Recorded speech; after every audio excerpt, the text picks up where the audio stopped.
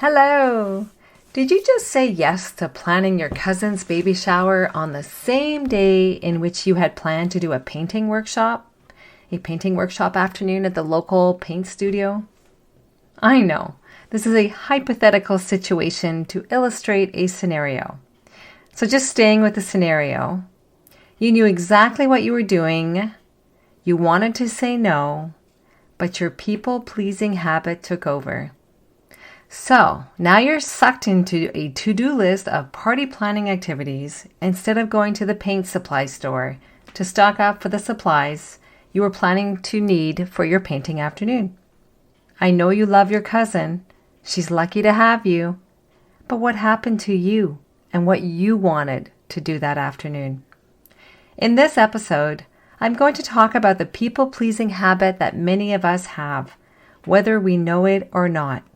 Come on in, girlfriend. It's time to learn the difference between people-pleasing and being kind to others.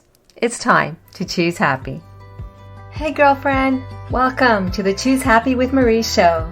Do you want to connect back to yourself and what you really want for your life? Do you find yourself up late at night wishing you could just stop that never-ending cycle of people-pleasing? Do you wake up with plans for the day, but you struggle to follow through to complete them? Hi, I'm Marie. I too felt overwhelmed on the hamster wheel called life. Negative self-talk, limiting beliefs, and unhealthy habits were standing in my way of truly living a happy life. My breakthrough happened when I learned the power of choosing happy.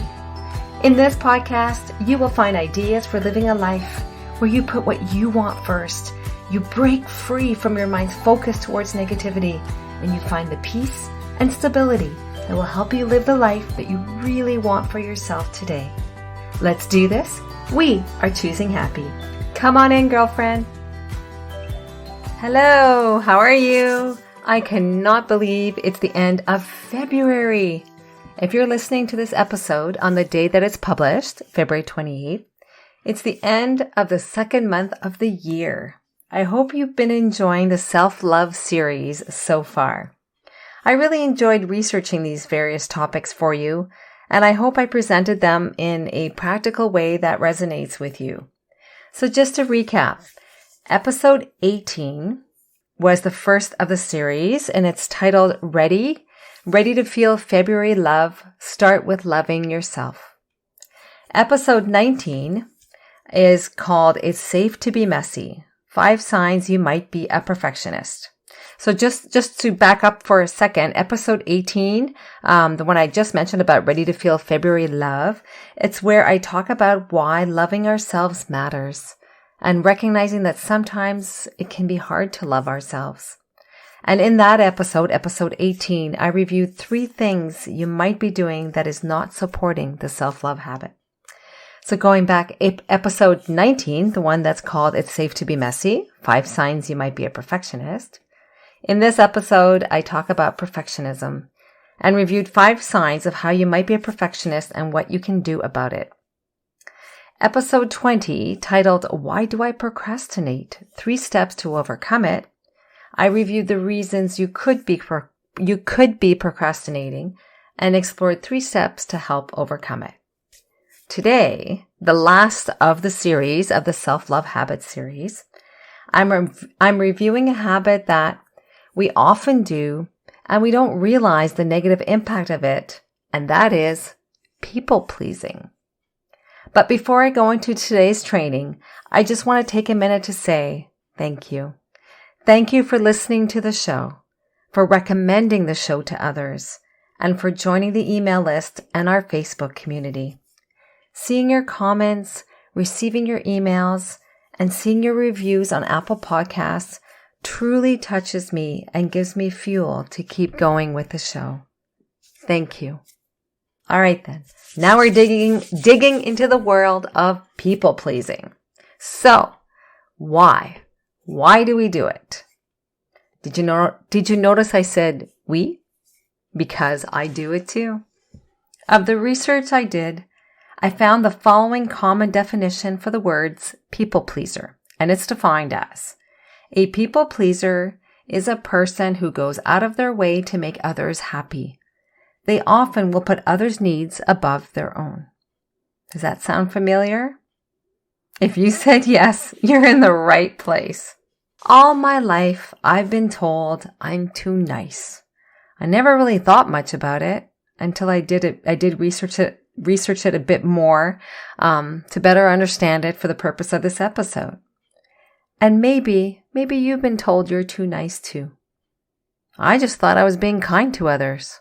Maybe you're thinking the same thing as well.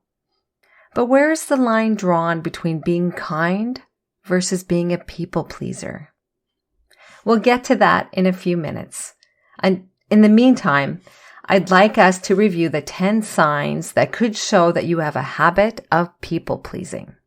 10 signs. So you ready? It's going to be quite a list. Number 1, you pretend to agree with those around you. How many times have we done this, especially at holiday dinners where we don't want to rock the boat? Yet we have some relatives or friends who feel very comfortable sharing their opinion regardless of the consequences. Number 2, you apologize often. Okay, I don't know if this is a Canadian thing, but I've been told that we Canadians have a tendency to apologize even when we don't have anything to apologize for.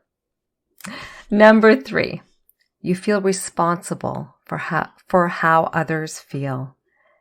This is a friendly reminder that we are not responsible for someone else's happiness, just as they are not responsible for making us feel happy. Number 4, your to-do list is filled with what others want you to do. Is this happening to you, especially on the weekends? Does Sunday night come around and you've done nothing that you wanted to do? How does that make you feel? Number 5, you honestly can't say no to requests of you, especially to certain individuals, family members, dear friends. You know who I'm talking about. I don't know their names, but I know they can ask you to do things for them and you will say yes. Number 6, you feel uncomfortable that someone is angry at you. You know it's okay if someone is angry at you? That took me a while to feel comfortable with that. Hopefully, they're not angry with you for too long. Number 7, you need other people to validate you in order for you to feel good about yourself. You know, other people's opinions of you, they don't matter. Your opinions of you is what matters. Number 8, you avoid conflict, like really avoid it. Avoiding conflict, it doesn't make it go away. You realize that, right? Number 9, you fear rejection.